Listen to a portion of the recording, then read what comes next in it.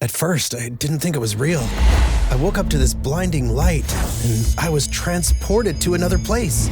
Pluto TV! Then I heard a voice. Come with me if you want to live. There were thousands of movies and shows, and they were all free. The truth is ours. It's just so beautiful. On Pluto TV, free streaming of Terminator 2, Fringe, Arrow, The 100, and The X-Files may cause excitement, loss of sleep, and sudden belief in extraterrestrials. No credit cards or alien encounters necessary. Pluto TV. Stream now, pay never. The Dr. Sky Experience on the Red Apple Podcast Network. From the powerhouse blowtorch signal, Talk Radio 77 WABC, and broadcasting from the center of the universe, New York City, welcome as we probe deeper into your weekend, and thank you for joining us on the Dr. Sky Experience. A very special weekend, a long weekend indeed, and in my humble opinion, and I'm sure that of many others, it would resonate and sound like this. In our holiday weekend, a solemn tribute to America's men and women who died in service of the greatest nation on earth. And that is the serious side, a solemn tribute. We continue with the Dr. Sky Experience with great information, as you tell us, from the realms of astronomy, space, aviation, weather, celebrity guests, and prominent stories, important stories of American exceptionalism. We like to refer to this radio show as kind of a theater of the mind, because you're not looking at it in the visual sense, but obviously as we talk in an imaginary world. But yes, ladies and gentlemen, lots of new things to learn. One of our goals is that you learn something new each week you listen to the Dr. Sky Experience, not necessarily from me, the host, but how about all the great hosts that we have? The conversation that goes with the callers and our special guests goes in the mode of critical thinking, with a conversation we call dialogue. And to get in touch with us, we open the floodgates, and we open the theater of the mind to you with our special topics, which we'll announce in a moment. The contact number here on the Dr. Sky Experience, 1-800-848-9222, or 1-800-848, how about it, WABC. And while you're at it, why not download the WABC app, making your listening experience even that more profitable for you as you navigate around this incredible app to stay in touch not only with this show, but what about all the great hosts here 24/7? Yes, indeed, we talk about many of the mysteries of our world. And as we move into this extended weekend, you may be wondering, and we're about to announce tonight's adventure. How many of you out there are amazed, at least I know I am, and I'm sure our special guest will tell us so much more, about the amazing technology that's advanced in a mere 69 years. When back in October of 1957, the Russians launched a very small 180-pound little basketball-looking like satellite that did nothing more than go beep, beep, beep in the night. It opened up the floodgates of people here in the United States and around the world that if you could send something above us and have it orbit the Earth every 90 minutes, what else could you drop down on the Earth? But in a more technological way, the world of satellites and satellite technology has increased at an alarming rate to many, but moving well beyond the stratosphere. As we continue to talk about this subject, we wonder what you think about technologies like satellite technology and where we're headed in such a small 69 years. Our special guest is Bob Patterson. He's the author of an amazing book called Iconic Moments in Broadcast History, Live via Satellite. A little bit of a background about Bob Patterson. He's a visionary entrepreneur whose pioneering work helped shape the modern satellite communications and broadcasting industries. Over a distinguished 5-decade career, he transformed bold ideas into groundbreaking innovations that forever changed how the world experiences live sports, breaking news, and global events. His journey began in 1969 with a subsidiary of Hughes Aircraft Corporation, the builder of the satellites that delivered the Apollo 11 moon landing to a global audience. Inspired by that historic broadcast, Patterson committed his entire career to advancing satellite technology, not merely following its evolution, but to leading it. And in the words of our special guest, Bob Patterson, and I quote, "Satellites are the heartbeat of global communications. Without them, humanity's ability to connect and corroborate would cease to exist." End quote. With that, we welcome to the Dr. Sky Experience, Bob Patterson. Good evening to you on the West Coast, and good morning to all of our listeners. How are you today, sir? Very good, Dr. Sky, and it's a pleasure being here. Well, thank you, sir. There's so much to cover in these 2 hours, and I want to ignite the audience on this particular subject. How has this particular technology transformed your lives? And you may have questions about this. You now know that there's all iterations of Starlink. There's all other iterations in the older technology where you had dishes mounted on the top of your homes. And in the world of broadcast technology, it's quite an amazing story. And that contact number is always, as we call it, the Theater of the Mind, Bob, 1-800-848-9222. Let's begin. Your opening story in your book talks about something fascinating. Go back to the history of space exploration with a Russian individual that many people hardly ever heard of. His name was Konstantin Tsiolkovsky. He had dreams and visions, literal dreams, of one day people moving out to the stars. But more important than that, if there could be something more important than that, in October of 1957, the world awakened, as I mentioned, Bob, to some piece of technology called Sputnik, the little traveler that went around the world. Talk about that and shed light on it for our audience. I will, Dr. Sky. Actually, I'm going to start a little bit earlier. I'm going to go back to 1945, when Arthur C. Clarke, British scientist and science fiction writer, imagined something extraordinary. He coined the term geostationary satellites. Clarke proposed that if a satellite was placed about 22,236 miles above the Earth and traveled approximately 6,876 miles per hour, it could match the Earth's rotation and appear to hover over the same spot on the planet. That visionary idea became the foundation for today's modern satellite communications industry. It's amazing. People may also know that from Clarke's name, he also did the 2001 Space Odyssey, which he co-wrote with Stanley Kubrick in 1968. And then, as Dr. Sky said, October 4th, 1957 was when the Soviet Union launched Sputnik, the event that started the space age. For Americans, Sputnik was more than a wake-up call. It was a shock to our system. Up until that time, the United States believed there was a clear technological advantage over the Soviet Union. But suddenly, the Russians put a satellite into orbit, and people began asking frightening questions.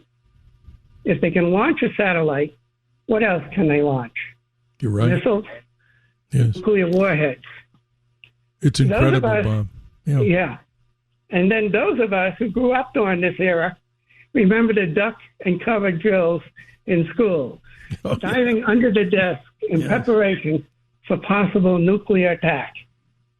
Years later, comedian George Carlin joked about the absurdity of those drills. But in 1957, there was nothing funny about it. Sputnik was a cold slap of reality that jolted America.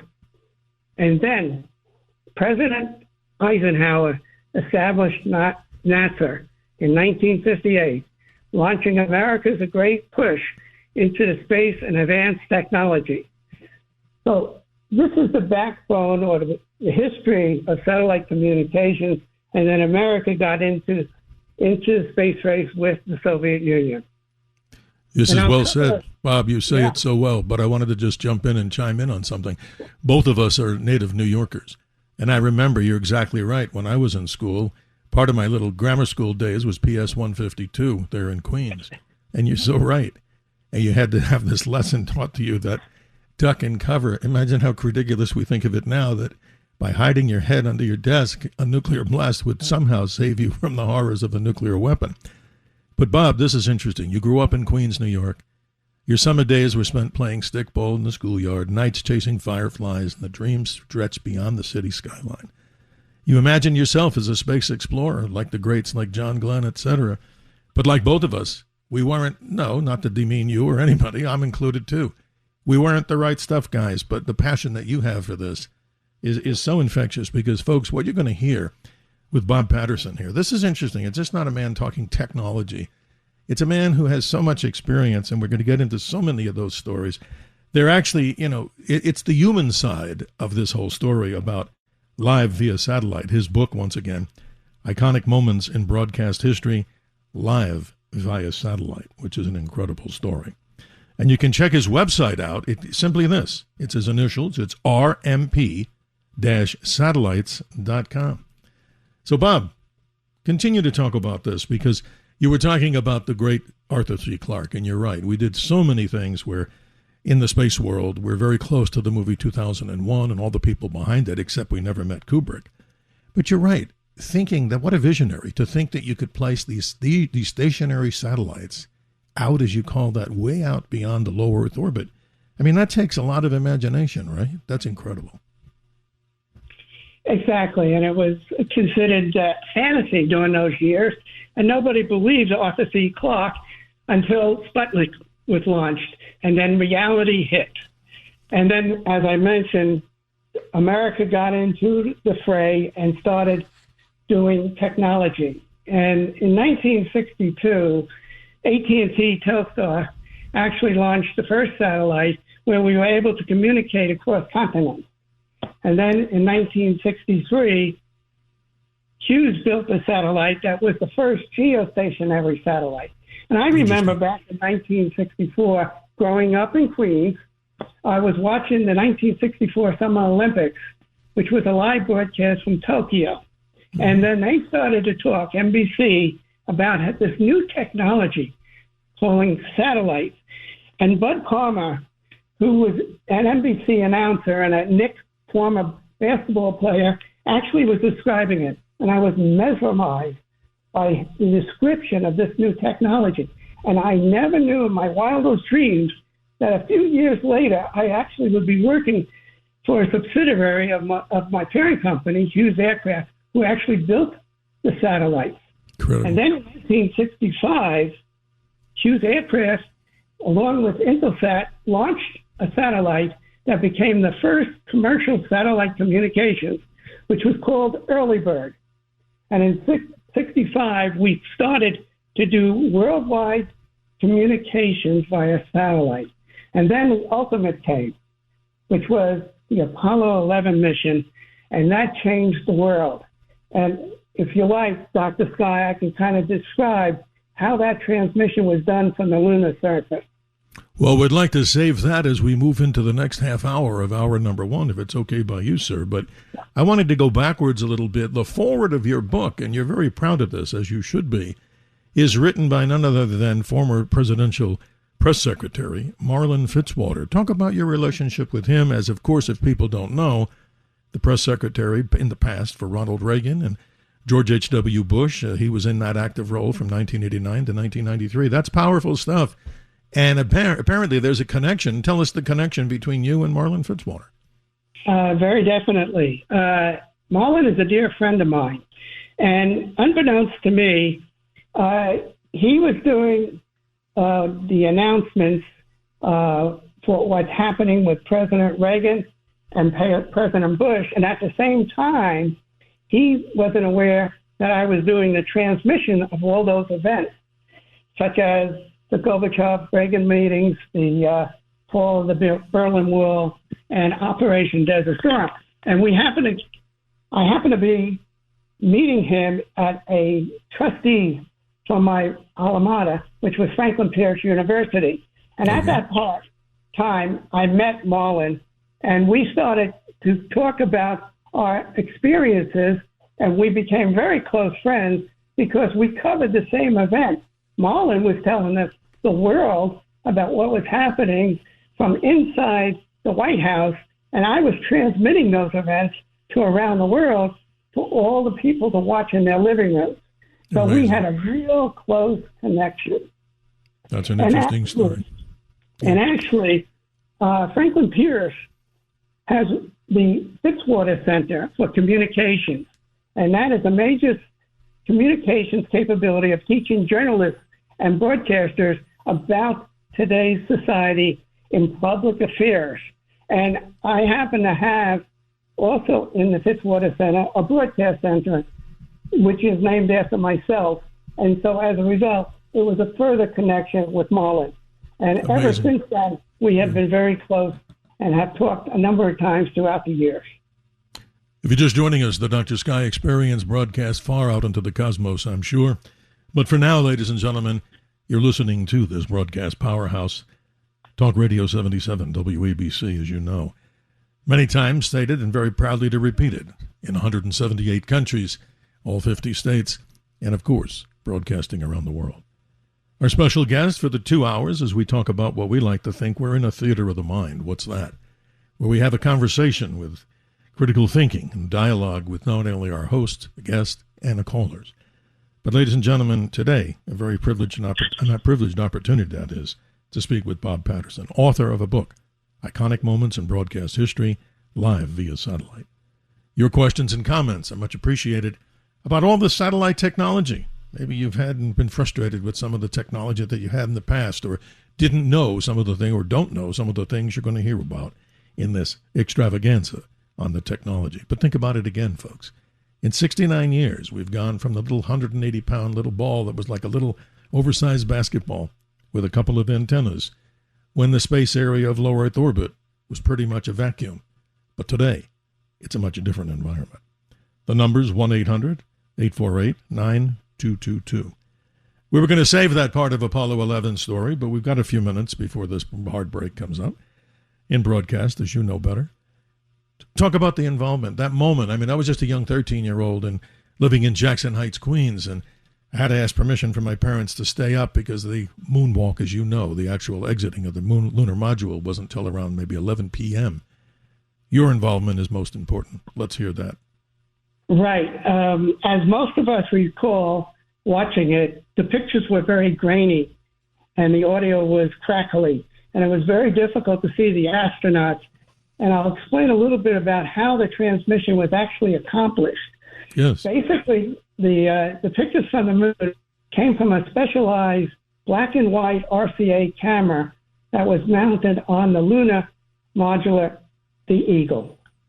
The signal was transmitted approximately 240,000 miles from the moon via S-band radio frequencies to a giant receiving antenna here on Earth.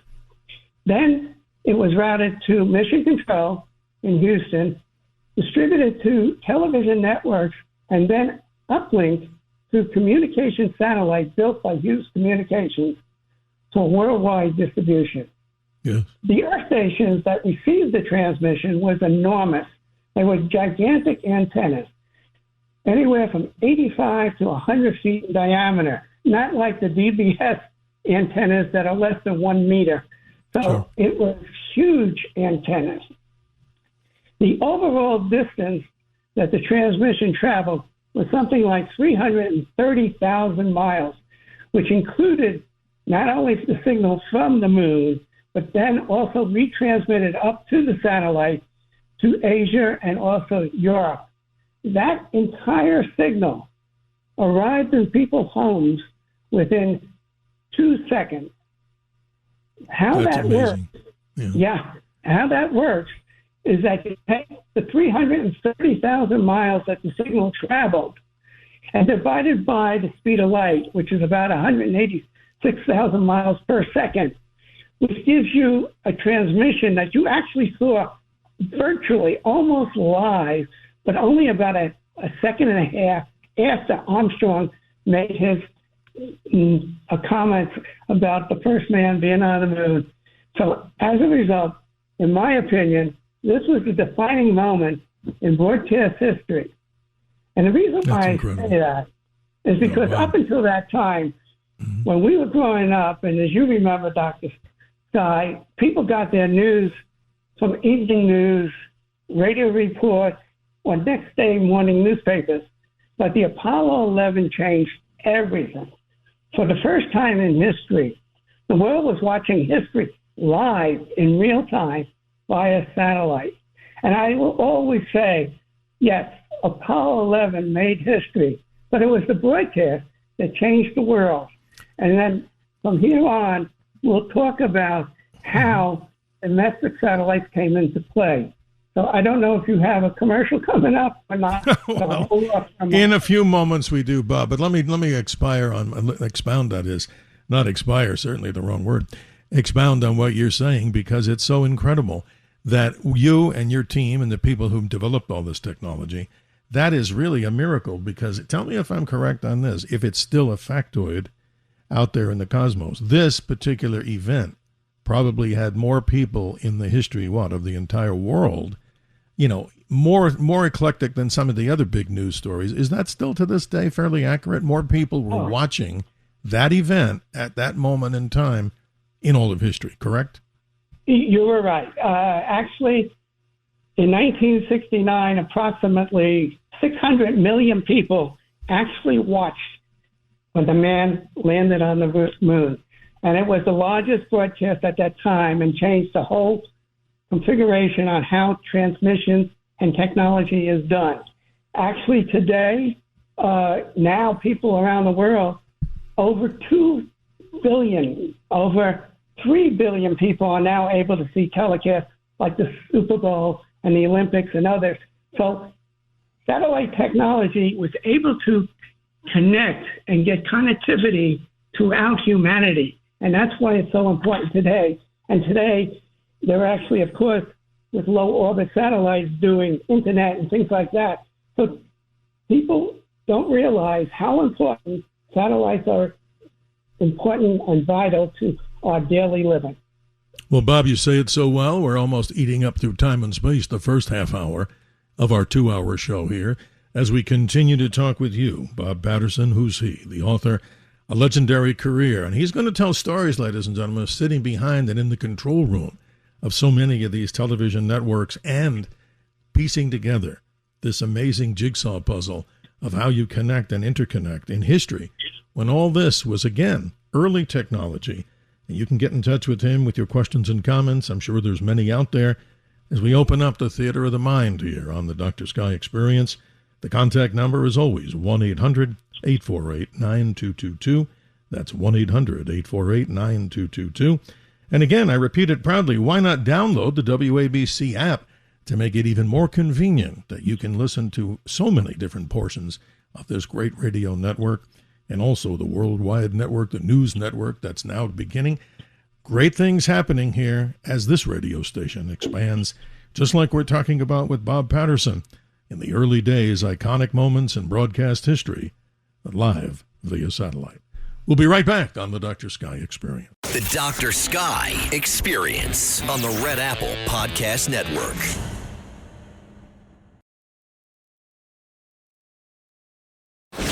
The Dr. Sky Experience. Entertaining and informative. On the Red Apple Podcast Network. It's something to see a satellite being launched from another satellite. Great words from the legendary astronaut, United States Senator, and possibly even a presidential candidate at one time, John Glenn, as we talk about the history of satellite broadcasting with our very special guest, a friend of the show, Bob Patterson. His book, Iconic Moments, in broadcast history, live via satellite. Welcome back, Bob. I appreciate your time, and let's get into something to talk about the human side of what you've done and what you did in the historical side of the satellite broadcasting. Let's go back. Your story is rather interesting, going back to the Summer Olympics in Los Angeles back in the 1980s. Let's talk about your role there and what happened. Okay, very good. In 1984, the Summer Olympics, I had the responsibility of transmitting the signal around the world to all of the foreign entities. And these broadcasters were receiving the signal, and everything was going well. And during that time, ABC had the U.S. rights, and I was feeding it to Europe, Asia, Australia, South America, and other parts of the world. And during the opening ceremonies, I was feeding it to 1 billion people, and all of a sudden, we lose the signal. Oh, no. Yeah. Oh, yeah. No. And hey, wait a minute. I got to stop you, Bob. I got to stop you. So you're in this control room, right? Tension's really high. The hairs on the back of people's necks are like, well, we got to get this right because you said the word billion, right? That's 1,000 million people. That's a big number. And everything is going along. You're seeing all the people, the pageantry. And then Bob Patterson continues the story. What happened? Yeah. Well, panic set in. Now, everybody in the control room was trying to figure out what happened. And they couldn't figure out. They doing changing switches, rebooting the service, and nothing seemed to come back. And as a result, people around the world actually lost the signal, and they had to be wondering what was going on. And in the book, I then explained how I did and negotiated all these particular rights with the foreign broadcasters, and then I brought you back to where the signal was lost and no longer on the airwaves. And what we discovered was a very strange and unique situation. What happened was, during the opening ceremony, was the Parade of Nations, and all the people were dancing and sending balloons up. And part of the balloons over the facade was a metallic balloon. And unfortunately, the metallic balloons hit the power line. Oh, no. Yeah. Oh, yeah. So, Bob, it's like a little dollar store balloon that you get. Obviously, it had to have probably helium in it, but who cares? Because your $1 billion enterprise there and the billion people watching, isn't that incredible? But how did they discover that? They actually found the balloon lodged where? Into a power line? Or that's what they confirmed? Yeah. Or that was pretty much what they thought? No, that's what actually happened. It was that, and the heroes of the day was the Los Angeles Department of Water and Power, and they immediately jumped on it and were able to restart the signals and get the power back up. And then our satellite uplink started to reboot, and we were able to send the signals. And we actually got back on the air just a few minutes later, and then we continued to watch the Parade of Nations, and then President Reagan gave the opening speech, and we were able to get back on the air, and everybody around the world was able to see the Olympics for the next 3 weeks. So everything was great. But the moral of the story is, in the satellite world, you got to expect the unexpected. You don't know what's going to happen. You can lose the signal at any moment for any reason. Funny, right? And that's really the theme of the book, is to explain that in satellite technology, you've got to expect the unexpected. Well, Bob, for those that are a little more savvy in technology-wise, you're sitting there, and if you can, just give us a quick synopsis. How is that whole thing, if we looked at the whole blueprint in the theater of the mind, what was connected to what and what? I mean, it was ground-based to then satellite and then satellite back down, or that's not the answer? What was it? How was that all connected? What we had was transportable uplinks, and we had that parked outside the International Broadcasting Center. So the signal would go into the control room, and then it would be fed out to the uplinks, and our satellite trucks would feed to satellites around the world. And those transmissions would go to Europe, and then other satellites would feed it to Asia and South America and Australia. And as a result, we had signals going every which way across the world. And then when the power dropped, of course, our trucks didn't work, and we couldn't continue to transmit the signal until the power came back on. Correct. But, Bob, without revealing the details, I wouldn't want to be the guy or the person receiving all those phone calls from unhappy people in a moment when you probably had your blood pressure stratospheric at that point in time. But, Bob, what's interesting on this radio show is the people that do call the radio program in our theater of the mind. Let's say good morning on line number 1 to Robert. He's in North Carolina. Robert, good morning. You're on with Bob Patterson. What a story, huh? Oh, this is great. I'm curious about other satellite programs like the GOES or weather, Inmarsat or naval communications, Iridium, and others. Yes, it's interesting, Robert.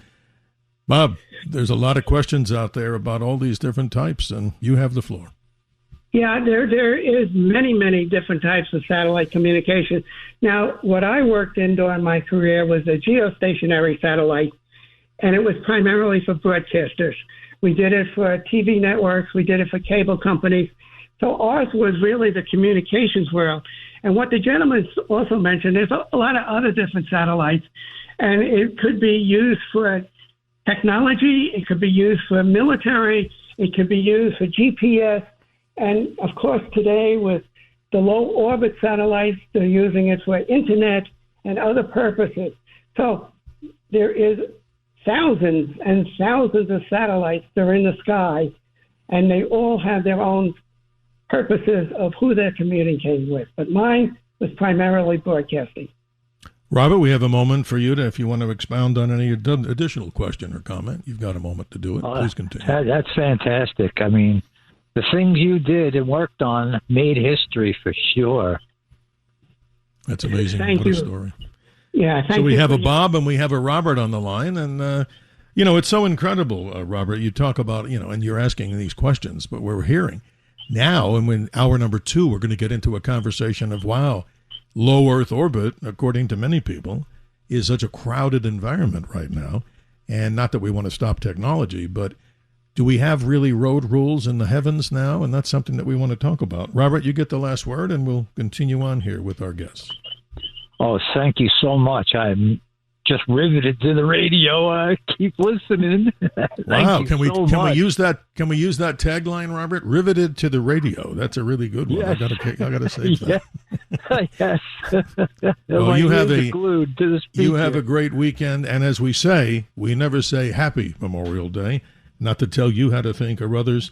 Obviously, a solemn tribute to those that died in the service of this great nation in the military, both men and women. Thank you, Robert, in North Carolina, calling us from the Tar Heel State. Bob, it's fascinating stuff here. And the phone line here, if you have questions, commentary, or maybe your own experiences. I'm sure there's a lot of other people out there, right, that call this particular radio show that may have been in the military space and that whole environment in building spacecraft and all the questions that you would have. Simplest way to get into the theater of the mind is simply 1-800-848-9222.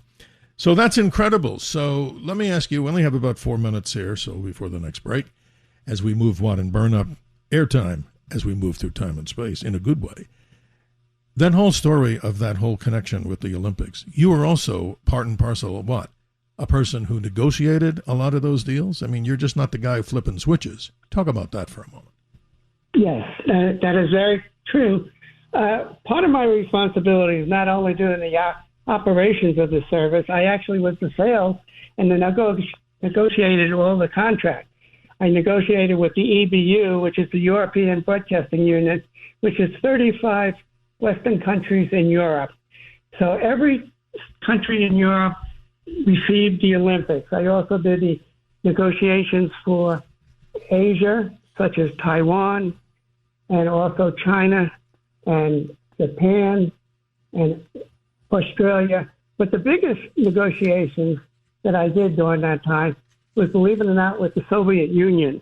I met with the Minister of Communications, and we were in a conference room, and he didn't apparently speak any English, and he had translators with him. And we sat across the table, and then all of a sudden, an assistant walks in with a frosted bottle of vodka. Oh, jeez. Yeah. And that makes sense. I gather many deals are done over the celebration of a good bottle of vodka. Yes, and she put it in the middle of the table. And then the director of ministry for the Soviet Union grabbed the bottle, poured 2 shots, and then pushed one of the shots over to me. And it was like a test or a ritual to see what I would do. I took the shot, I raised my glass, toasted the director, we both drank it, and then things started to improve. You could see that he was human, because after I did that, he smiled. And That's then amazing. we had negotiations, and we had shots throughout, and believe it or not, he started to speak broken English after each shot. And by the end of the 4th shot, we were communicating in English back and forth. I gotta laugh, Bob. That is so cool, because you know what it tells me? In all due respect to other nations and other cultures, in this particular case, always carry a small bottle, one of those airline bottles that people have in your pocket, or maybe 2. One for the other person, if there's another direct negotiation. But no, that's interesting, because it's all not done just sitting there with the pen and paper. It's got to have the human touch on it. And wow, vodka goes a long way. Exactly. And as it turned out, by the time we finished the vodka and all the shot glasses were spread all over the table, we had a signed deal. And if you recall, back in 1984, the Soviet Union actually pulled out on May 8th and decided not to go to the Olympics. But we had a trust, we had an understanding, and we had a communications with the Soviet Union, and they were coming to the United States before they decided to pull out. So unfortunately, even with the Olympics having the spirit of athletics, it's still politics that played a role on who actually goes onto the field and competes. But the Olympics was a total success, even though the Soviet Union and all the communist countries decided to pull out, but it was a total success. Totally amazing. Our guest, Bob Patterson, his book, Iconic Moments in Broadcast History, live via satellite. He's got so many interesting stories. This is not just talking technology. This is the human side, ladies and gentlemen, of negotiating contracts and deals as we listen and learn about a very interesting man in the iconic story of broadcast technology with satellites. And when we come back, Bob, I want to give a small little story, an extra one, about the story of vodka, as I happen to have a very good relationship when he was alive with Sergei Khrushchev, Nikita Khrushchev's son, and it also involves a quick story about the story of Sputnik. More on the Dr. Sky Experience. We see your phone calls coming in at 1-800-848-9222. And thanking you for spending a good portion of your weekend as we go deep, that is, a deep dive into this long holiday weekend. We'll be right back. The Dr. Sky Experience on the Red Apple Podcast Network. Hey, I just Venmo'd you for rent. Nice. Now I can instantly spend it whether I'm checking out online with Venmo or using a Venmo debit card. Say more. More exactly. Because the more you do with Venmo, the more you get. Like earning up to 5% cash back with Venmo Stash on a bundle of brands. So, order more pizza. The math demands it. Get the Venmo debit card. Venmo Stash bundle terms and exclusions apply. See terms at venmo.me/stash terms. Venmo checkout not available at all merchants. Venmo MasterCard is issued by the Bancorp Bank N.A. The Dr. Sky Experience. Entertaining and informative. On the Red Apple Podcast Network. Hubble isn't just a satellite. It's about humanity's quest for knowledge. So said author and space expert John Grunsfeld. 47 minutes after the hour, we continue with you, ladies and gentlemen, in our Theater of the Mind.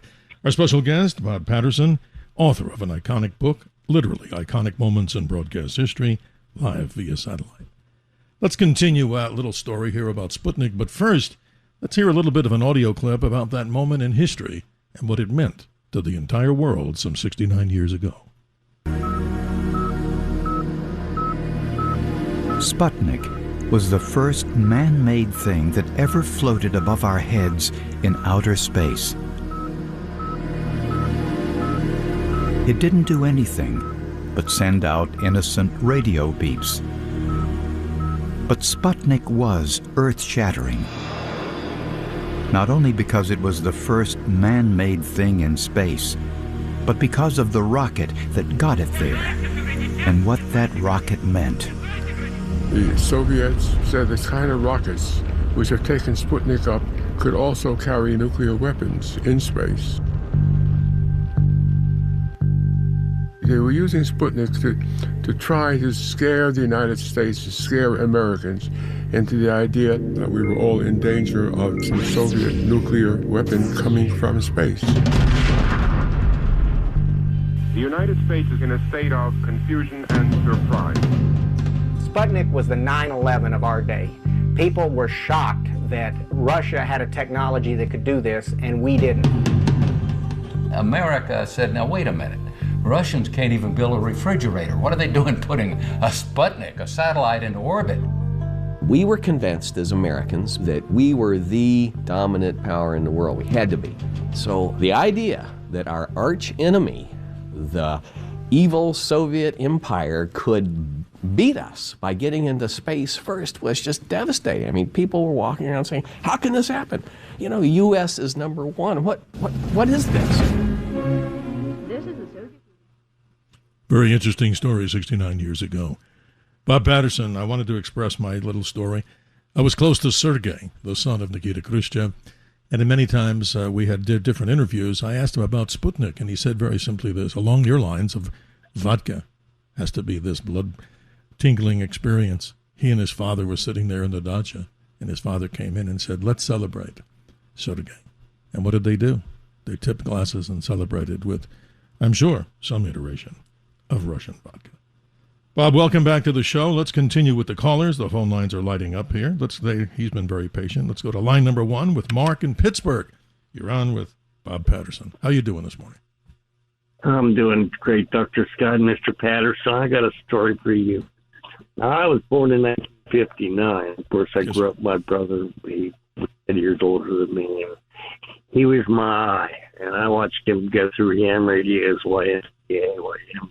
ham fests, and I remember back in the day when I was in kindergarten, we went out for a fire drill. I didn't even know what a fire drill was. And I remember air raid drills, this, that.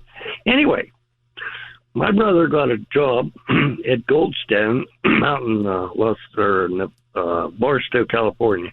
Know it well, yeah. He worked at the 85-foot dish, and they gave him chores on running cables all through, conduits and all. He was really good at that, and of course, many other things. Now, my mom's brother, Tom, got the, excuse me. Yes, sir. We cobwebs from space here. My mom's brother, Tom, worked in Cleveland, machinist, milling out the nozzles, which all the Apollo missions had when they took off.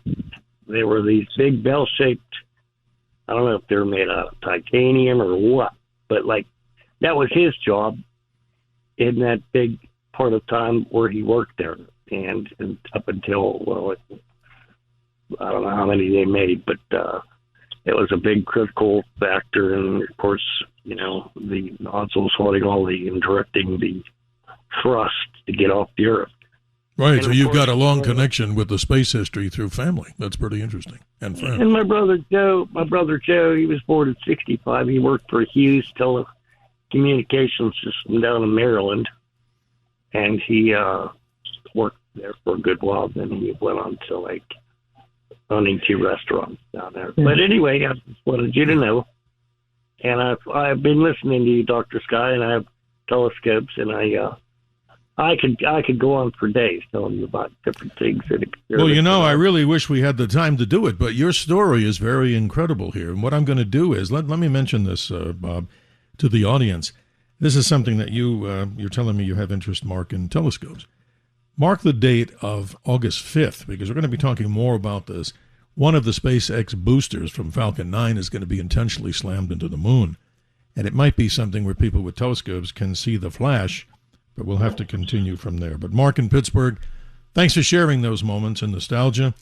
And Bob, talk about that if you would, because we're coming up to the top of the hour here in just a little while. Yeah, very definitely. I'd like to mention about the guest that you just had online. Actually, when he mentioned Goldstone, it is the Earth station that actually received the signal from the Apollo 11. And as he mentioned, it's in Barstow. Barstow is about a halfway distance between Los Angeles and Las Vegas. Oh, yeah, I've been out there, yeah.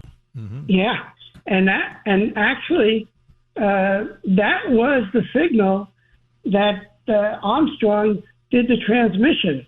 So as a result, your guest is an amazing historian with his relative and brother. I mean, absolutely. It just brings out memory. And very quickly, if I can go back to the recording that you just did regarding about Sputnik, it brings goosebumps to me because it was so accurately described, because it scared everybody in America.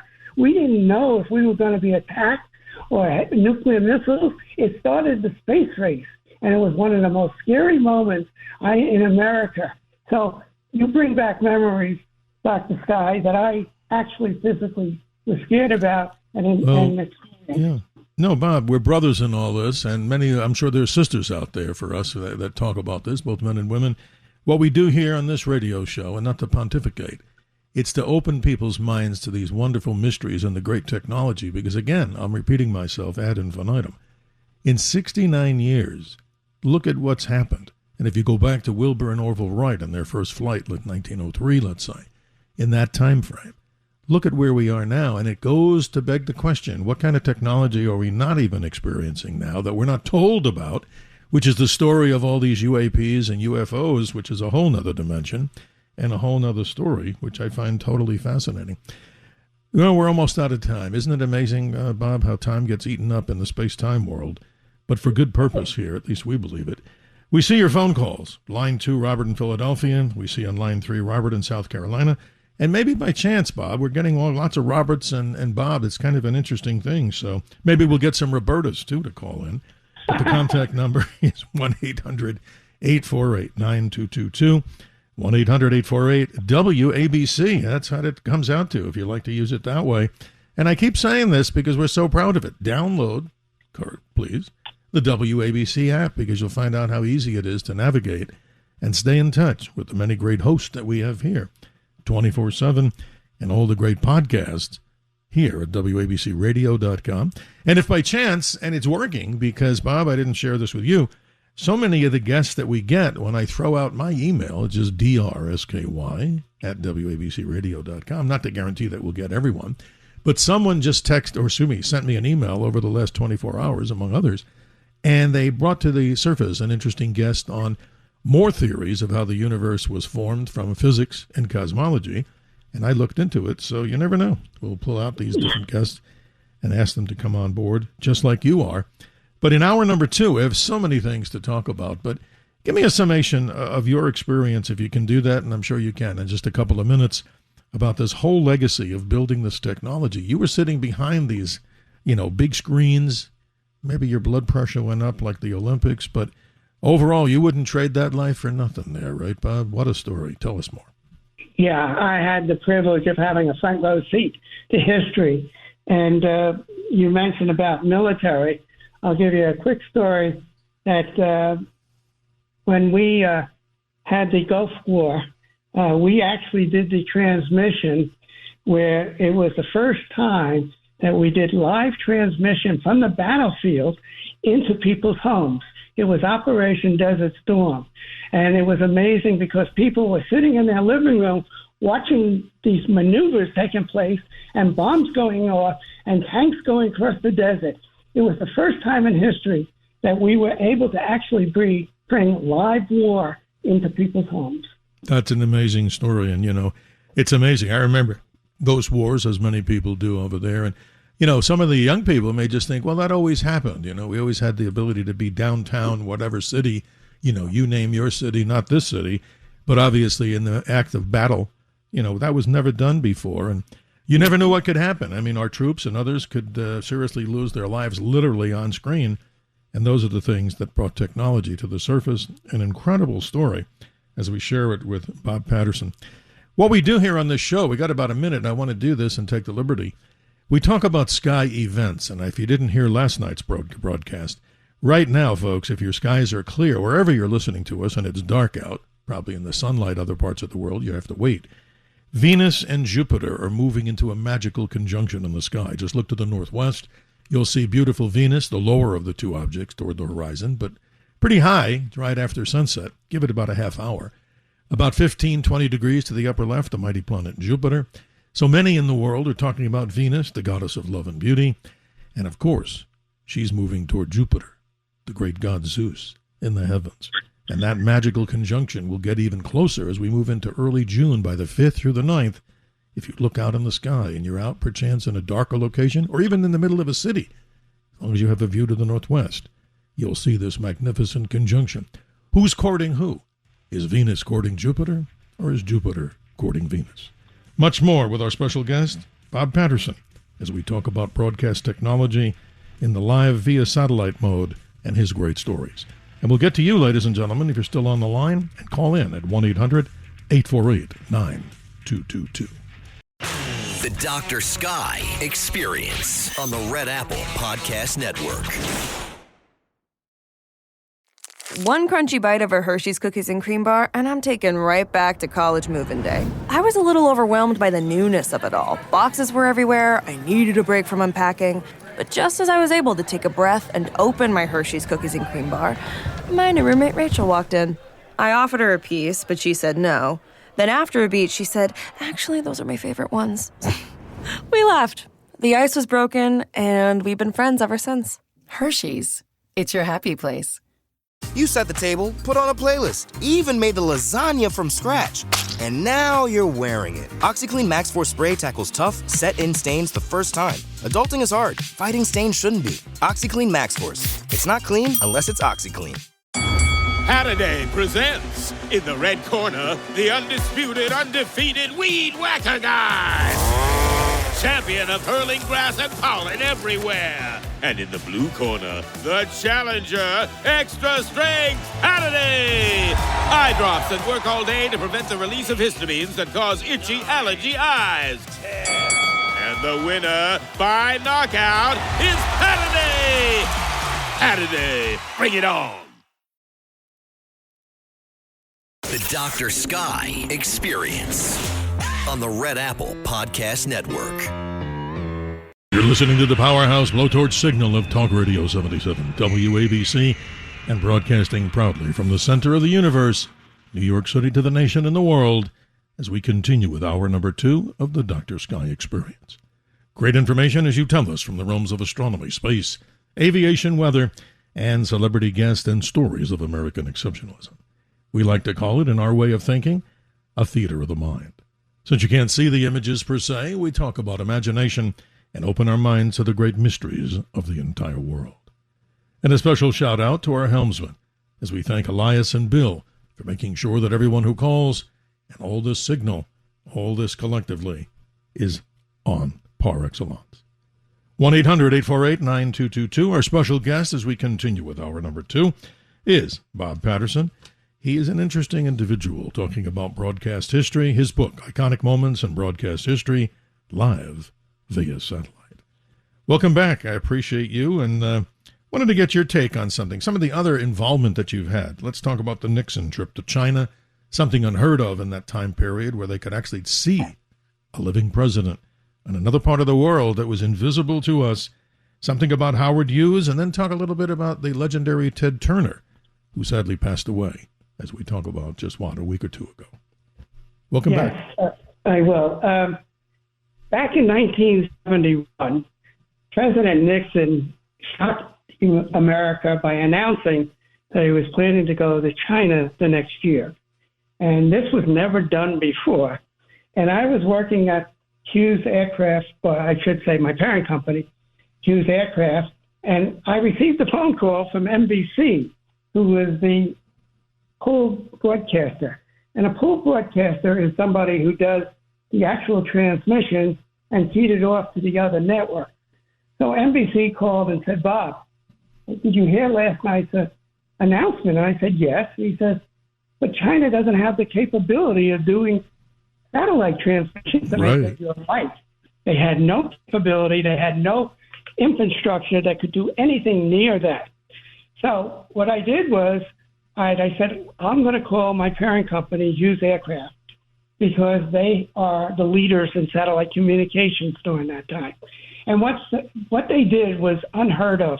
What they actually did was to build an Earth station and made it into panels and put it on a airplane and flew the entire Earth station over to China and assembled it in China. And then they brought up something like 50 tons of equipment to be able to communicate to the satellite, as well as an army of technicians. That's amazing. For a year before President Nixon went over there, they actually reassembled it, put it all together. And when President Nixon arrived in China, we were able to see live transmissions from China. And it was the most amazing feat. It was just a technical miracle, the way it was put together. And totally amazing. Yeah. It was, because it was the first time that America saw any pictures from a communist country. And it was an incredible feat. And you were involved in that. That's amazing, Bob. Let's go to the callers. Many people have been very patient. And if Robert in South Carolina, if you want to call us back, we do want to get you to express your opinion. You were patient and waited. But in the meantime, we go to line number 2 and welcome Robert in Philadelphia. Good morning, Robert. Thanks for waiting. Hey, Dr. Sky. As always, it's good to talk to you, and I love the show, and I really appreciate your guest, Mr. Patterson. Excuse me. And it's only fitting that there's a lot of Roberts calling to tonight, calling in tonight, Dr. Sky, because they're all over the place. We just need Robertas, too. Science is in Robert's blood, from Robert Hooke to Robert Boyle to J. Robert Oppenheimer, even Robert Goddard. We can't help ourselves. Excuse me. Right. But my question, and I had a serious question, but I also had a bit of a tongue-in-cheek question afterwards. Go ahead. We hear a lot about geosynchronous satellites and how important they are. And I was wondering how prevalent are satellites with polar orbits, and what are they generally used for? And if you had time, if I heard from you that the Black Knight satellite is a myth and that really was a thermal blanket in space, I can move on to the next conspiracy theory, okay? Yeah, go ahead, Bob. This is interesting. And of course, I want to jump in later. But Bob, you have the floor. You're our guest. Yeah, as the polar satellites, basically what is being done today with low-orbit satellites, they're able to actually transmit from anywhere in the world, whereas geostationary satellites were more fixed over a certain area of the world. And as a result, we weren't able to really see the North or South Pole because we were more over the continents of Europe, of Asia, of the United States. So we didn't have too much of that transmission as far as the polar side. And today, with the low orbits, they're able to tilt the satellites in such a way that they'll be able to communicate with all areas. And this is why it's so important for them, is because with internet, they're able to do transmissions to rural areas where it wasn't able to be reached before. And this has changed the world because now the whole world is covered with communications via satellite. Well, you have a second part, Robert, that you'd like to express, and then I want to jump in with the comment of something you mentioned about some of these satellites, like the Dark Knight one or the Black Knight. Please continue. Yeah, well, no, that would be great, but also something just occurred to me. Would it be possible to have a satellite in geosynchronous orbit over a pole since it's not moving? That's interesting. It would have motion, right, in order to do that? Well, yeah, I guess they would have a problem because the satellite has to be, you can do it, let me put it this way, but you have to tilt it in such a way to be able to see either North or South Pole. But the problem is, commercially, it wouldn't be worthwhile because whoever built those satellites wouldn't get any customers per se and wouldn't be able to cover the cost for a satellite to do that. And a geostationary orbit satellite runs, at least in the days when I was there doing it, anywhere from $250 million to $500 million. So unless you're going to do it for a major coverage for audiences, it doesn't make too much sense to do a geostationary satellite in remote areas like the North and South Pole. You know, I want to add something, Robert, in Philadelphia to the conversation and a little bit of help to the audience, Bob. I'm a regular viewer of satellites, nothing special other than the fact that I've been tracking so many of these fainter ones. And here's a website that people should go to. It's called heavens-above.com, heavens-above. Put in your location. It'll give you a complete spread of what satellites are visible based on the luminosity. You can get really deep into this for people that know about, higher magnitudes. But here's what I wanted to mention, Robert, in Philadelphia. For so long, I've been observing these NRO, National Reconnaissance Office satellites that are supposedly the military secret satellites, and we see them. And one time, somebody told me that one of those satellites, and Bob, you may know about this, has some sort of a cloaking device, and as simple as maybe a cover that comes over its reflectivity. And sure enough, I've been tracking these, and believe me, some of these are pretty faint through telescope. At a certain point, when they're on the Earth's shadow, they mysteriously disappear for a while. So isn't that, Robert, in Philadelphia? Isn't that something? And Bob? But people can track these things if you want. Go to that website. You'll love it. Will do. 1,000 more questions, but that's the way I love this show. You guys have a great night and a great weekend. Thank you very much. Enjoy your weekend. Thank you, Robert in Philadelphia. Bob, that's interesting. You know, I've watched so many of these satellites, and we do our big cruises on the lakes out here, the dinner cruises, and we get people simply seeing, as everybody can see, Space Station, ISS, Tiangong, Chinese, and it's what? A plethora. And we're going to get into the details later in the show about maybe overpopulation in low Earth orbit with so many people putting spacecraft up there. Let's continue with the callers. They've been patient, and they rule the show, too. Line number 1, Dave in Lockport. You are on with Bob Patterson. How you doing this weekend? Oh, not too bad, Steve. How are you? Doing I well, haven't sir. spoken to you in a while. I'm the Lester Del Rey Nerves guy, so I'm sure you remember me. I do, and I never got to your book, but I'm so sorry because just send you me really should read it. Send me another email, and I hate to be that impersonal, and I will get it to do something better than saying I didn't do it. Thank you. Well, I have a question because I don't know much about the theory of relativity. I do know the speed of light is roughly 186,000 miles a second. Okay. But my question, if you take, say, a vehicle, say a jet plane or a rocket, doing 3,600 miles an hour, which is a mile a second, and you launch another vehicle from it doing the same speed, okay, now you're doing 2 miles a second. Mm-hmm. That's correct, right? That would seem logical based on your assessment. Yes. Okay. Now, my question, and that's barring, friction and gravity and whatnot, say in a vacuum.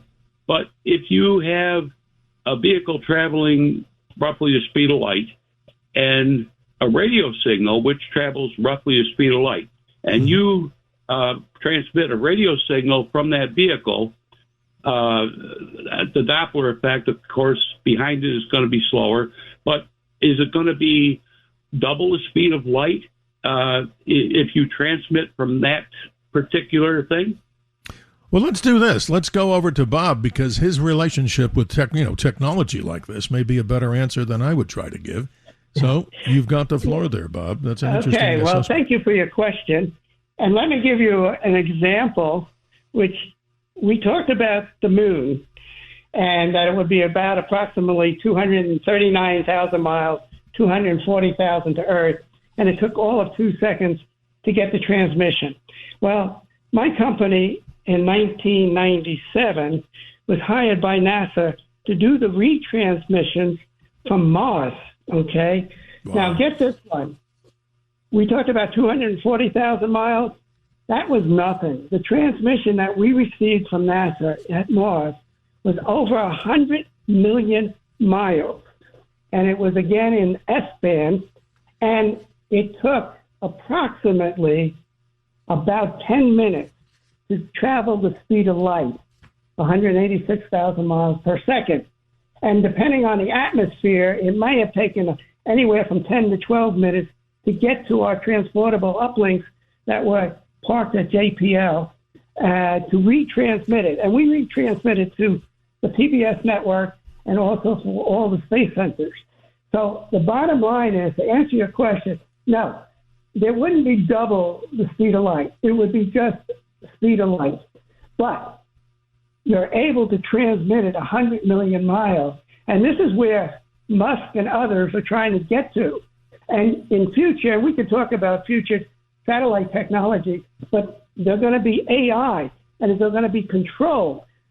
Up until now, satellites were basically vehicles that just follow orders from Earth stations that send the transmission. Mm-hmm. But in the future, when we get to Mars, satellites will make decisions, and this will change the whole technology capability.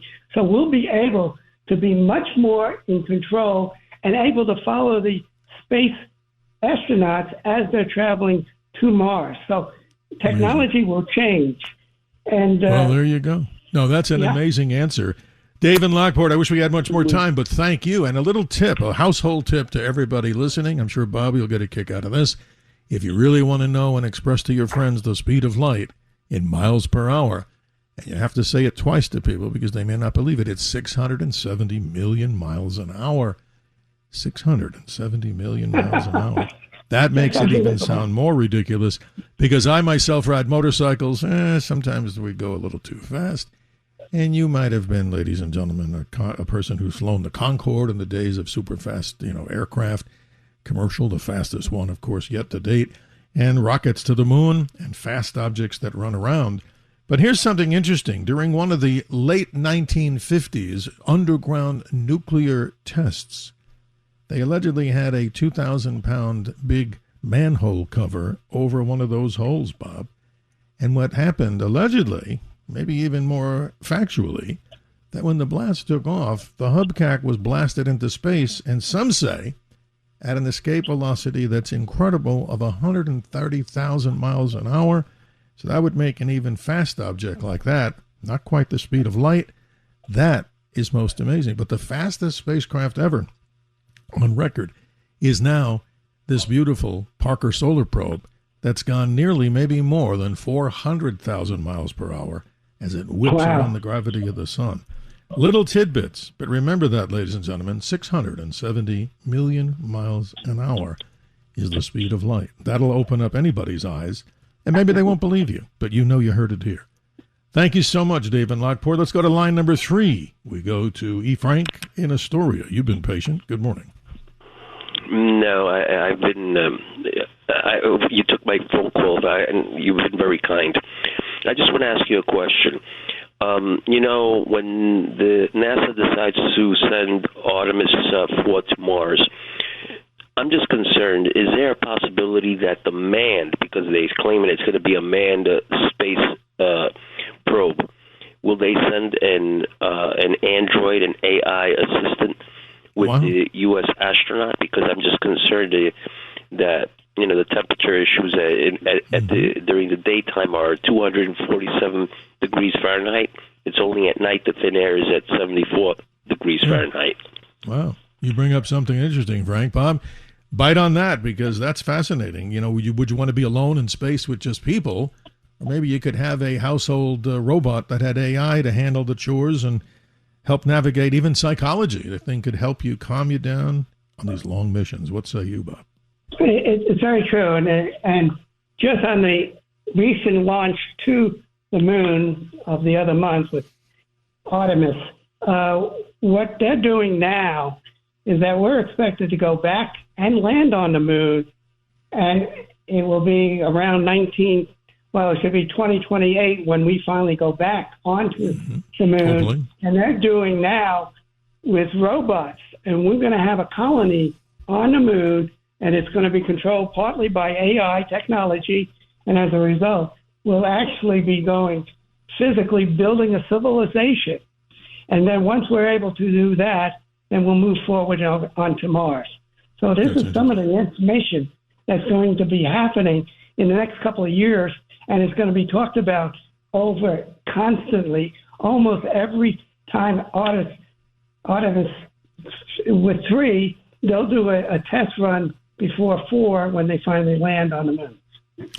Frank, thank you, Frank in Astoria. We appreciate your contribution to this radio show, as all the callers.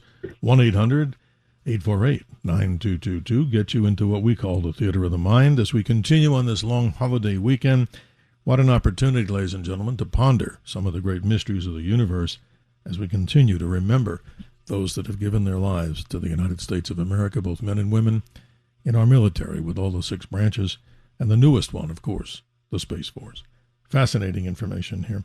Just a few more minutes before we go to that hard break. It's amazing, isn't it, Bob, how fast time seems to run and go. When you have good guests who ask good questions, it is enjoyable. Well, see, we love it. So really quick here, and I hate to push somebody on a quick thing. That's not a fair way to say it, but your assessment. Ted Turner, he got started. Your involvement with him, did you have a personal relationship with Ted when he set up the superstations? Yeah, I had a very personal relationship with CNN. And actually, CNN was one of my biggest customers when I owned my own company called Space Connection. And I'll give you a little story in the background on who was actually inspiration behind CNN. It was a gentleman named Reese Schellenfeld. I used to know Reese back in New York when he was at UPITN, and they used to do all the news and everything. And then Reese went over to what is called ITNA, which is Independent Television News Association. and it was headquartered out of PIX, WPIX, which you're certainly familiar with, Dr. Sky. Absolutely. And what they used to do was actually do satellite gathering of all news services from all the independents across the country. And it was a daily feed that I put together so different stations could feed the local news, whether it was from Los Angeles or from Atlanta or from Detroit or wherever. And as a result, we did it by a satellite. And that was something like 4.5 years before That's amazing. CNN began operations in 1980. And at the time, I was at the NAB, which is the National Association of Broadcasters, and I was with Reese. And Reese was a real news person. And Ted Turner walked by us. And Reese says to Ted, "Hey, Ted, why don't you start a 24-hour news service?" Ted stopped, looked at us, shook his head, and continued on. Well,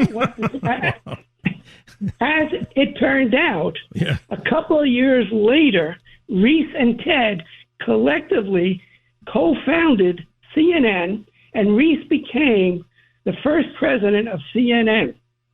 That's incredible. See, if you just keep pursuing something, you never know who you're going to talk to. But really quick before the break, the highlight of my experiences in the broadcast world, I had a good relationship with Hugh Downs before he passed here in Arizona. Mm-hmm. But we had a lunch one time at one of the communities that he lived in, a senior community. And lo and behold, in front of me is the gentleman who founded WGN in Chicago, and also another gentleman, forgive me for not remembering the name of the gentleman, TV9, WOR, the superstation. So that was an incredible lunch, just listening to all three of the pioneers in broadcast technology. I'll never forget it.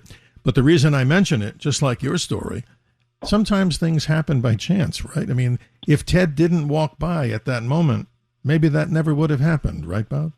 You are absolutely correct. And I can almost assure you, because Reese had to convince Turner to do it. And Ted asked Reese, and this is as I understand the story, is that Ted said, "How much does it cost to buy a transponder on a satellite?" And Reese said, "About $1 million a year."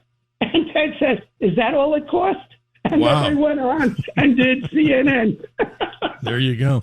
Well, we're up at that hard break here just in a moment. And again, our special guest, we see your calls coming in, like Yuri on line 4 in New Jersey, Frank, line 2 in the Bronx. We will get to you.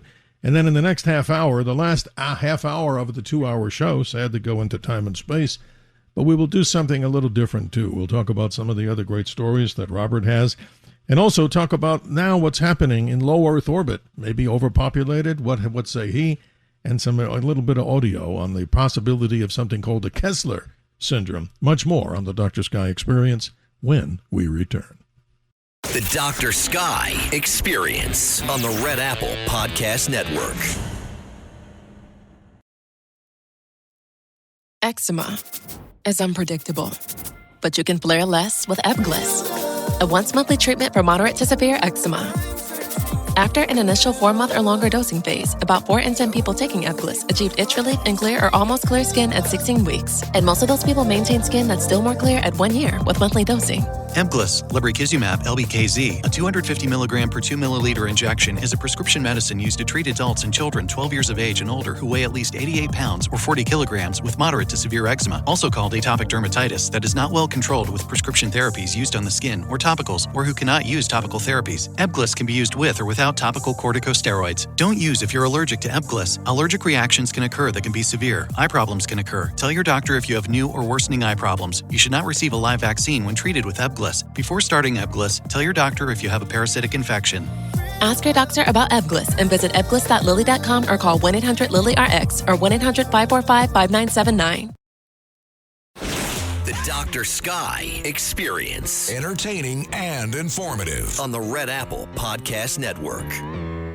I can remember in early elementary school when the Russians launched the first satellite. There was still so much unknown about space. People thought Mars was probably populated. A quote from a member of the Challenger disaster, a space shuttle launch that never should have happened back in 1986, in memory of astronaut Krista McAuliffe.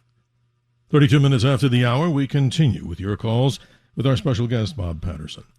Bob, this is fascinating stuff to talk about here, and so limited time, but in due respect to the callers, I'd like to go through that. Let's say good morning to Yuri on line 4. Yuri in New Jersey, you've been patient. Good morning. Yuri, are you there? Well, it sounded like Yuri was on the Sputnik, but then again, let's go to line number 2. Frank's been patient in the Bronx. Good morning to you. How are you this morning? Hey, Dr. Scott, I love your show. I'm Mr. Patterson. I have a question and a comment. First, how do they protect the satellites from debris? Debris all go in the same direction as the satellite is going. That's why, it's not going in the opposite direction. So if something hits the satellite, doesn't hit it that hard. They all go in the same direction. Orbiting. That's an interesting question there, Bob. That's fascinating. And that's going to lead into what we're going to talk about next. So, Frank, you're spot on here. But what do you say on that? That's interesting about debris in space and the satellite motion. I'm sorry, I didn't catch it all. No, what Frank was talking about is, and I don't want to paraphrase here, I guess I'm going to have to, you were talking about what? Space debris, does it go in the same direction as the orbit of the satellite? Is that what you were asking, Frank, if I didn't hear it correctly? Yes, I was, yes. Okay, yes. Please continue, Bob. All right, so let me kind of give you a little bit of where we came from and where we are today regarding space junk. When I first started in the business, there were only, believe it or not, just 2 geostationary satellites up in the sky. And there were some military satellites, and there was the Soviet Union satellites, but they weren't geostationary, they were elliptical. The Soviet Union had a different system than we did. And satellites, during those times, last maybe about 5 years as far as life expectancy, and then they became space junk, okay? And in those days, there was no worry about space junk. Today, it's 180 degrees because now we got so many satellites with Skylink and SpaceLink and all the different other satellite companies. There's over 10,000 of satellites that's up there, and that's becoming a real problem. And especially, the reason the concern is now that we're going back to the moon, I hate to think of this, but a space junk floating in outer space could damage either a satellite or, worse than that, a rocket going up to the moon. So it's a very big concern in today's society.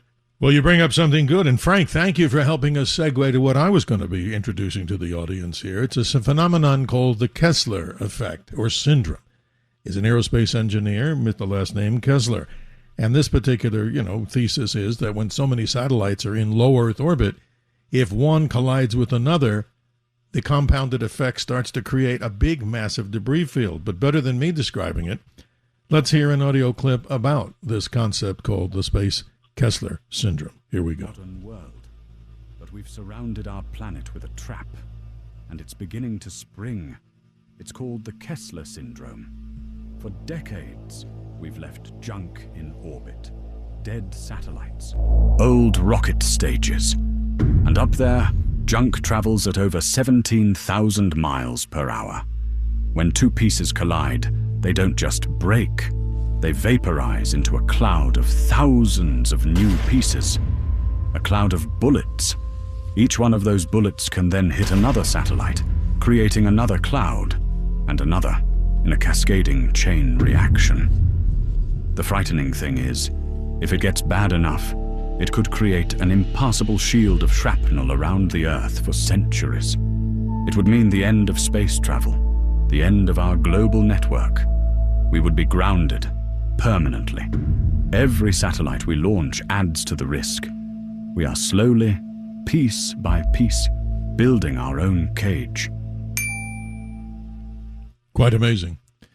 Bob, I think that particular gentleman who's expressing this, pre-recorded, of course, is spot on, because in low Earth orbit, as I mentioned before, for everybody who's interested in even observing satellites, here's a real scientific way to do it. It's free, heavens-above.com. And regularly, I watch so many of these, you can go and dig deeper into that website, and without putting people to sleep, the higher the plus magnitude of an object in the heavens, usually your naked eye can see +6, as they call it, in the super dark night. But these objects like the ISS and the Tiangong space station are easy to see, even in brightly lit cities in downtown. But that's amazing. Your experience in this, you were talking about 2 geosynchronous satellites, and then now, what do we have? Like a big ring around the Earth. That's amazing.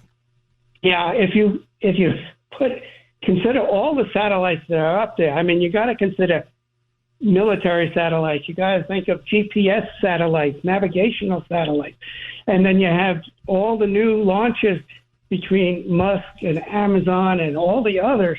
It is such a crowded field up there. It is going to become a major, major problem.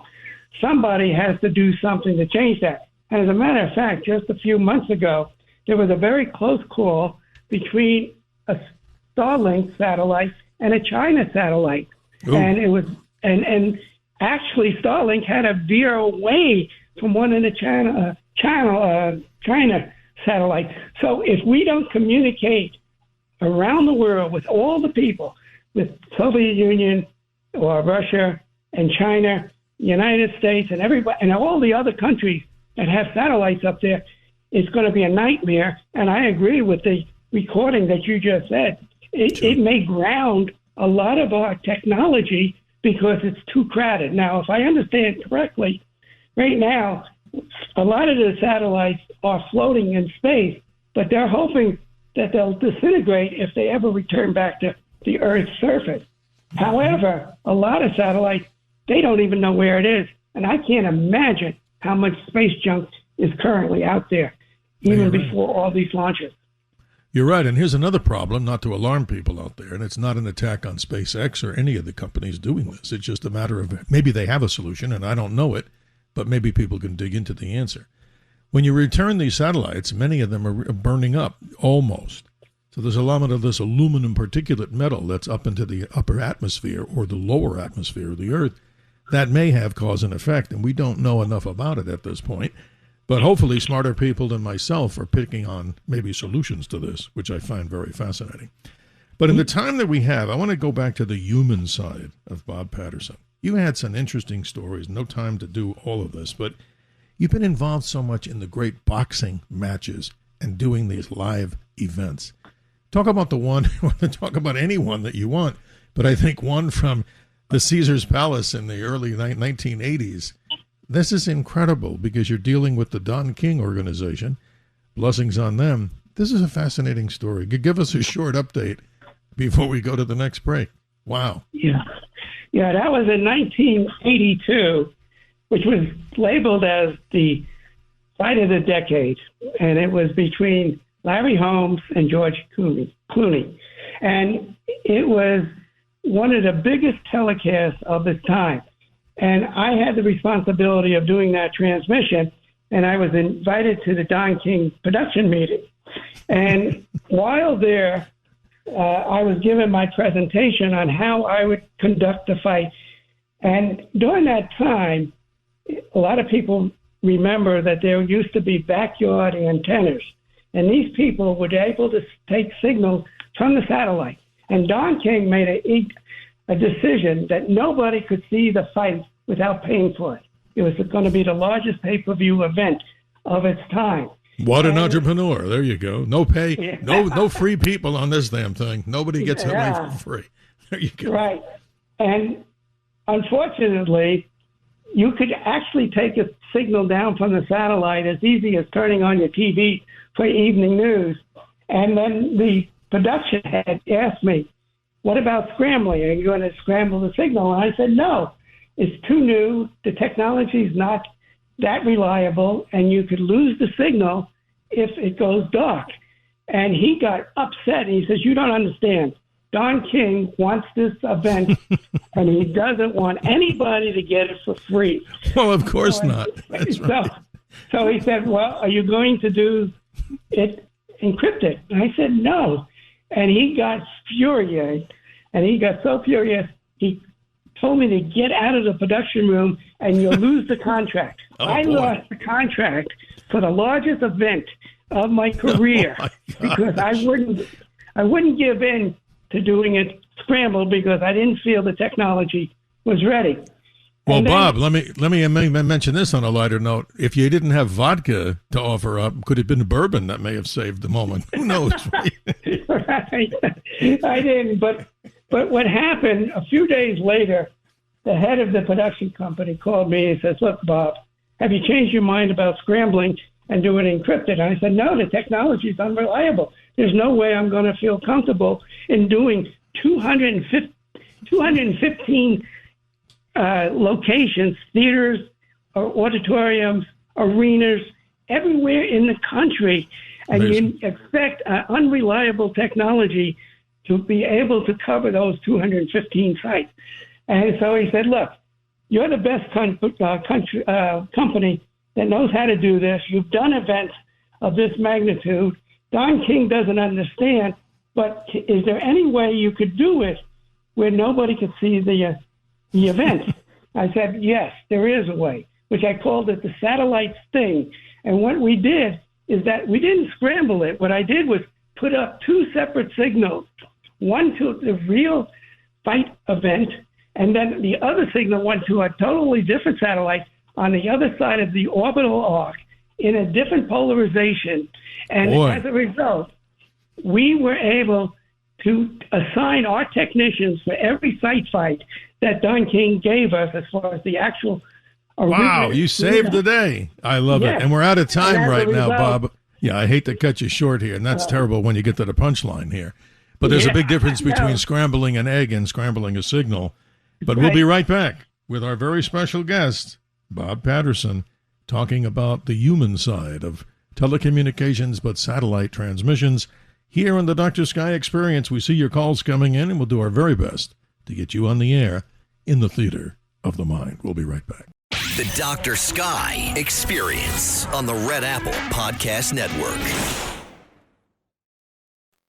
When you're taking on the tough jobs, gear up with Venom steel gloves and defend your hands from grime, grease, and muck. They're 70% thicker than common disposable gloves with heavy-duty 2-layer nitrile protection, including a black outer layer and a white inner layer that provides chemical and rip resistance. Great for all your painting, plumbing, automotive, and DIY projects. The Dr. Sky Experience. Entertaining and informative. On the Red Apple Podcast Network.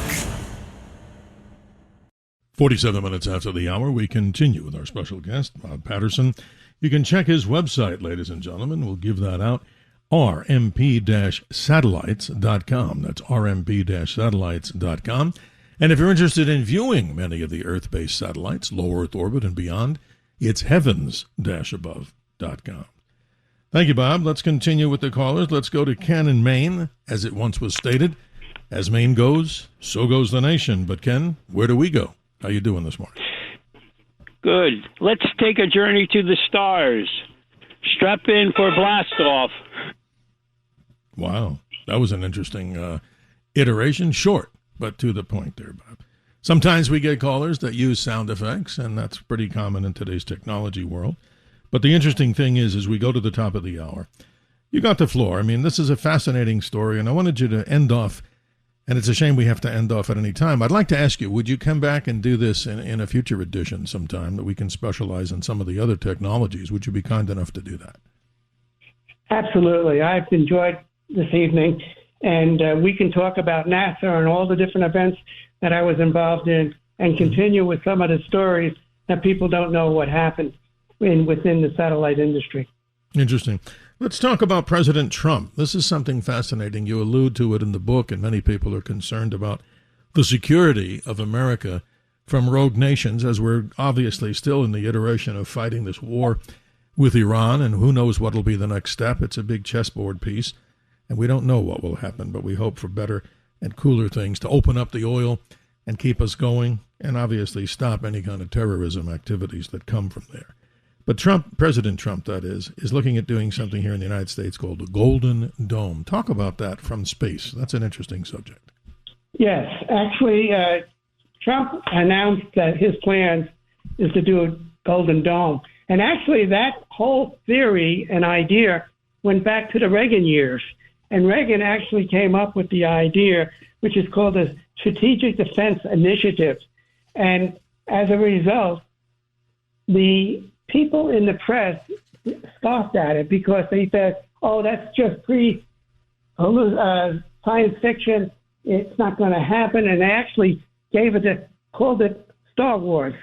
And Trump has now come full circle and has mentioned to the United States that we're going to properly do the Golden Dome. And with his new U.S. Air Force, they're going to be doing this. And this gives us a capability, if we're successful, that we will have satellites throughout the whole world. And if any adversary, whether it's the Soviet Union, China, maybe Iran, if they ever get the bomb, will be able to detect the moment a missile is launched, and it will communicate the satellite, and we can then send lasers to knock out that particular missile out of the sky. And Trump is planning on doing this, and I hope he accomplishes it. Well, that's similar in many ways, though a little different iteration than the Israeli Iron Dome. But this has a much larger reach. Obviously, we're talking about the continental United States and who knows, maybe protecting those states like Alaska, why not, and Hawaii also from space. That's a noble plan. It's a very expensive project. But do you have, Bob, some idea of how that would roll out as far as years? Has anybody talked about when that could be accomplished or at least a goal?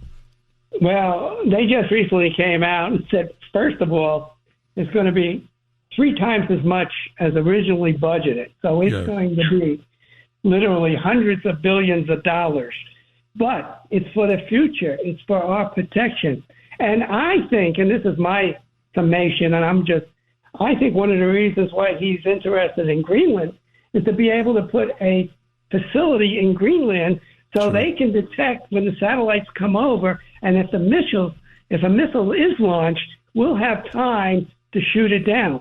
So I think strategically, Trump is trying to strategically put locations where we can cover the best areas if a launch is done by an adversary. So it's going to take years. It's going to take a lot of money. But unfortunately, our country's not totally together. Some people want to do it. Other parties don't want to do it. So I think that's going to delay it if it ever gets approved in Congress. Well, that goes into the realm of politics, out of the stratosphere, as we know, as whatever happens in politics. But they say all politics is local. But if this is obviously a concern for many, they know what to do and to vote in people that, of course, would want to protect the sanctity and sacredness not only of America, but also around the world, other good countries that believe in freedom. We get text on here, and I got a text from a good friend of mine, and he's saying, why don't you ask Robert, your special guest, Bob, this question. With Malaysian MH370, the aircraft that was seemingly flying, it was supposed to go to Beijing, and obviously somehow, whether the transponders were turned off, they never found the aircraft. Allegedly, it's somewhere in the South Indian Ocean off the coast of the far reaches of Perth, Australia. Who knows? But here's the question that this gentleman's asking me. How come with all the satellites in space, how come we never were able to track this? Or what might you say about that? Did they try, or what do you even know about that subject? It's a very interesting question, and that's a mystery to today, and it hasn't been solved. But when it was back in those days when the plane disappeared, we didn't have the low orbit satellites. Today, with the low orbit satellites, they'll be able to communicate with every spacecraft and every vehicle, every airplane in the sky. And as a matter of fact, that's how we get our signals from the satellite, as far as, seeing video on your little screen that you're sitting in front of an airplane seat. So right now, airplanes have total communications with satellites, and it wasn't quite like that when the Malaysia situation took place. That's amazing. Again, one of the great mysteries, we like to talk about mysteries here, and I promised this audience a long time ago. We've just been having difficulty getting the gentleman who was in the journalism world, wrote much and actually knows a lot about that subject. That's for a future episode here on the Dr. Sky Experience.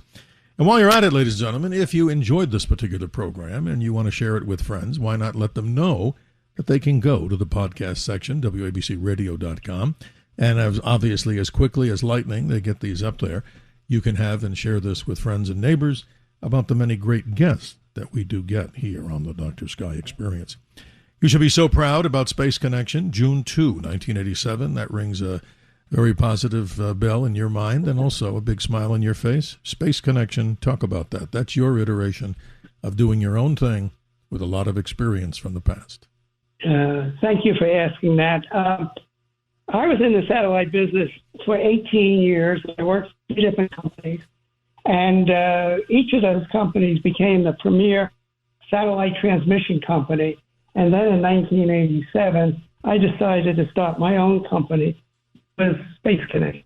And Space Connection eventually became the largest reseller in the United States in providing services for the networks, for broadcasters, for government, for NASA, education, and one of the biggest services we did was worldwide communication. And in 2004, I sold the company to Telesat. And Telesat is the premier satellite operator in Canada. And I had the fortunate to be able to do all these wonderful transmissions, had a VIP tour of the space shuttle, and a lot of the services that Space Connection did was with NASA. And I would love to come back, Dr. Sky, and talk more about NASA and the different events. Well, absolutely. And we have an open door here on the Dr. Sky Experience. But also something here, and we only have a minute or two to talk about it. April 8, 2000, you're at the National Association of Broadcasters, which just recently had its annual convention there. Las Vegas is the home. The solar cycle. This is something big. As I mentioned the other night, a massive sunspot group is about to appear on the left edge of the sun. What do those massive sunspots do? Occasionally, as you know, causing CMEs, coronal mass ejections, and solar flares. But you were there in Las Vegas then, and the Telstar 402R goes blank, or goes away. And then there was a conundrum about the Galaxy 3R, which turned off, and everybody was concerned, especially you. And then somehow, magically, it popped back online. Lucky for you, right? Oh, was it ever. That was a weekend from hell. Every 11 years, the solar system flares up to a maximum situation. And the year 2000 happened to be one of those years. Now, people don't normally hear, but satellites do get hit by solar flares. And actually, communications is stopped. I had a situation where 2 of my biggest satellites, which was Telstar 402R and Galaxy 3R, I had 5 transponders on each of them. And the very first day of that NAB on Saturday, the solar flare hit the Telstar 402R, took it down. I lost 5 transponders, and one of the customers was a 24-hour major shopping network. Now, customers don't realize that satellites do disappear in the sky because of those solar storms. But I was fortunate enough to find another satellite and another transponder to get them up there, so the actual television signal was able to be retransmitted on a different satellite. And so as a result, the cable company, the shopping network, was able to reset the transmission, and they were back online. But what was worse than that was the day later, which is unheard of, a second satellite gets blown out of the sky with another solar flare. And in all the years I've been in, I've never seen 2 in 2 days. I've been through a few of them and helped networks get back on the network, but this was the worst. And the reason why this was so serious is that it had all of the simulcasting racing in America. And as a result, OTB, casinos in Las Vegas, everybody didn't get the signal. And you don't want to get them upset. You bet. Oh, my God. And Bob, you're a lucky man. I hate to cut the conversation, but the clock does rule. It's a privilege and honor to have you, and I'm sure our audience loves hearing what they're hearing. Your website, rmp-satellites.com. We'll have you back, and do have a wonderful weekend with you and your wife, Nancy. And stay tuned, ladies and gentlemen, as we pass the torch of conversation from the Dr. Sky Experience to another side of midnight with Lionel, as he takes you deeper into your holiday weekend here on this powerhouse blowtorch radio station. You're right. Talk Radio 77 WABC. And get more out of the experience by downloading the WABC app. Have a good morning. Stay well, health and happiness, and clear skies. And thanks to Bill and Company for navigating our city. Thanks for listening to the Dr. Sky Experience. You can hear the Dr. Sky Experience Saturday mornings, midnight to 2 a.m. If you like the podcast, share it with your friends and listen anytime at WABCRadio.com and download the WABC Radio app. Hit that subscribe button on all major podcast platforms. Plus, follow WABC on social on Instagram, TikTok, Facebook, and X. See you next time for a new episode so you never have to wonder. What the heck is going on here?